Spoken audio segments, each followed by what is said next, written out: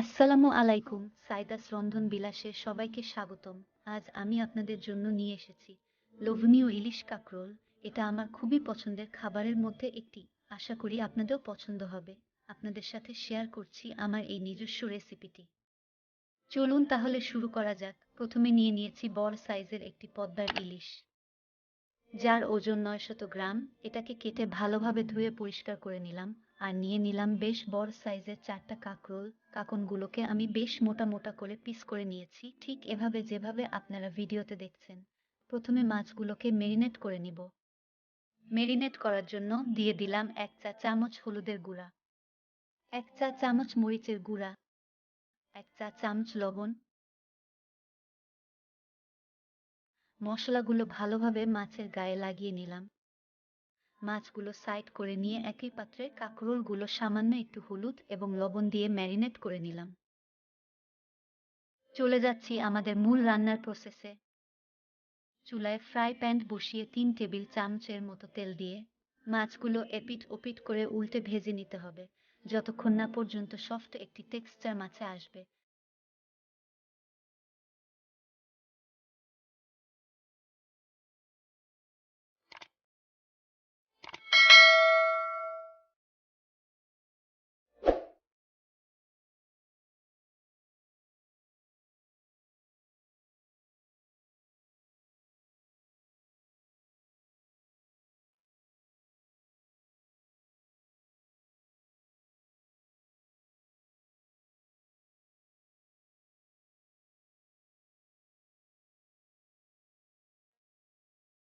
মাছগুলো ভাজা হয়ে গেলে মাছগুলো তুলে নিলাম।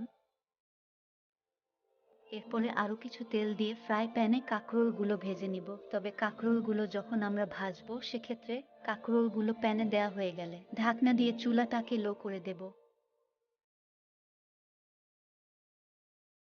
2 মিনিট পরে ঢাকনা খুলে কাঁকরোলগুলো উল্টে দেব। আবারও ঢাকনা দিয়ে দেব এবং কাঁকরোলগুলো 80% এর মতো সিদ্ধ করে ভেজে তুলে নেব, যাতে এগুলো খুব বেশি পুড়েও না যায়, আবার সুন্দরভাবে সেদ্ধ হয়ে যায়।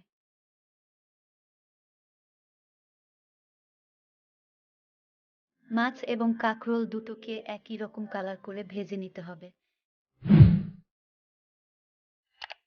এবার প্যানে হাফ কাপ পেঁয়াজ কুচি দিয়ে হাফ কাপের মতো সরষের তেল দিয়ে ভেজে নিলাম।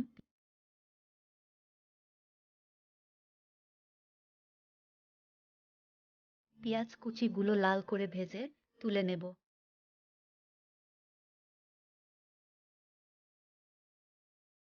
দিয়ে দেব আধা কাপ পেঁয়াজ বাটা। পেঁয়াজগুলোর কাঁচা গন্ধগুলো গিয়ে সুন্দর একটা গন্ধ বের হলে 1.5 চা চামচ হলুদের গুঁড়া ও 2 চামচ মরিচের গুঁড়া দিয়ে দিলাম। আমার মরিচের গুঁড়ায় খুব ঝাল, তাই আমি আধা চামচ কম দিয়েছি। আপনারা চাইলে আরো হাফ চা চামচ মরিচের গুঁড়া দিতে পারেন। হাফ কাপের একটু বেশি পানি দিয়ে দেব।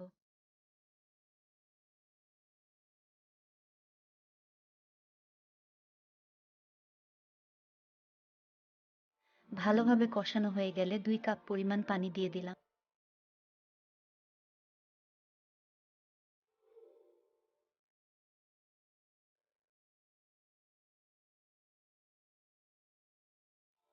পানিতে বলক চলে আসলে দিয়ে দিলাম ভাজা কাঁকরোল।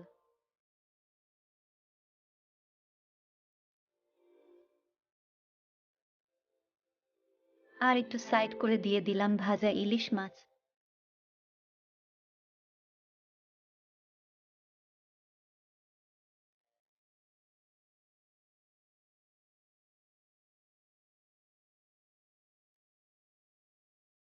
ভেজে রাখা পেঁয়াজগুলো 3 ভাগের 1 ভাগ ছড়িয়ে দিয়ে ঢাকনা দিয়ে ঢেকে দিলাম।